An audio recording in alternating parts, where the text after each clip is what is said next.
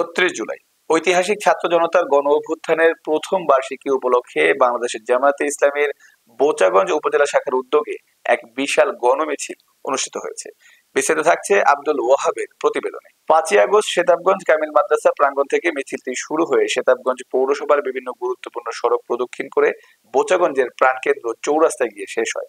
গণমিছিলে উপস্থিত ছিলেন বিরল বোচাগঞ্জ আসনের জামাতের প্রার্থী আফজালুল আনাম, উপজেলা জামাতের সেক্রেটারি মাহবুব আলম, কর্মপরিষদ সদস্য মমিনুল ইসলাম, শেতাবগঞ্জ পৌর জামাতের আমির মাসুম বিল্লাহ সহ উপজেলা, পৌর ও ইউনিয়ন পর্যায়ের বিপুল সংখ্যক নেতাকর্মী। উপস্থিতি আমাদেরকে একটি বিষয় অত্যন্ত গুরুত্বের সাথে মনে রাখতে হবে যে যারা এই দেশের মানুষের অধিকার হরণ করেছে তাদের বিরুদ্ধে আমাদের সংগ্রাম।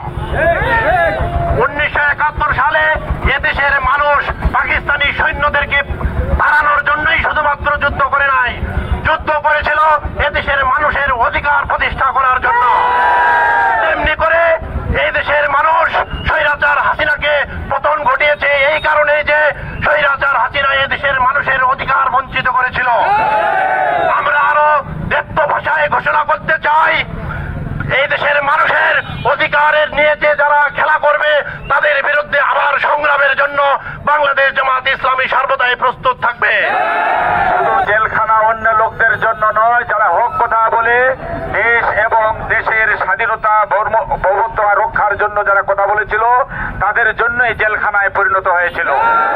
আপনারা জানেন 2009 সালে বিডিআর চৌখুশ কিছু সেনাকে হত্যা করে, প্রায় 57 জন সেনা অফিসারকে হত্যা করে এই বাংলাদেশের মেরুদণ্ডকে ভেঙে দিয়েছে।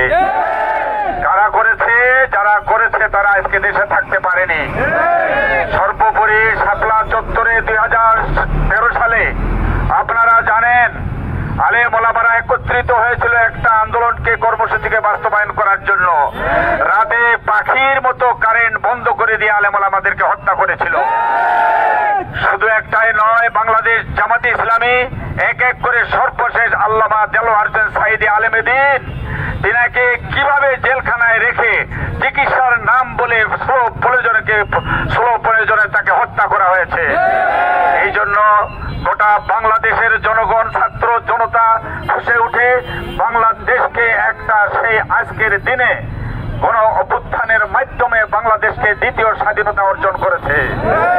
আমরা বলতে চাই, বেশি কথা নয়, তবে স্বাধীনতা অর্জনের পর কিছু আরো স্বার্থান্বেষী মহল এখনো তারা শেষ হয়নি।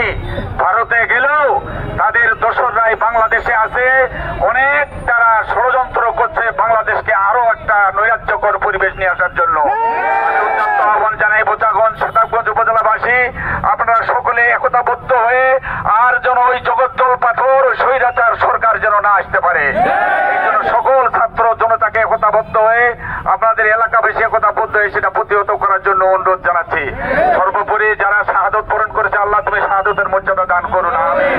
তারপরে ছাত্র জনতা যারা পঙ্গুত্ব অবস্থায়, যারা চিকিৎসাধীন অবস্থায়, আল্লাহ তুমি তাদেরকে সুস্থ করে আমাদের কাতারে কাজ করার তৌফিক দান করুন। আমি সকলের সুস্বাস্থ্য কামনা করে যারা আজকে কর্মসূচিতে অংশগ্রহণ করেছেন তাদেরকে ধন্যবাদ জানিয়ে আমি আমার কথা শেষ করছি।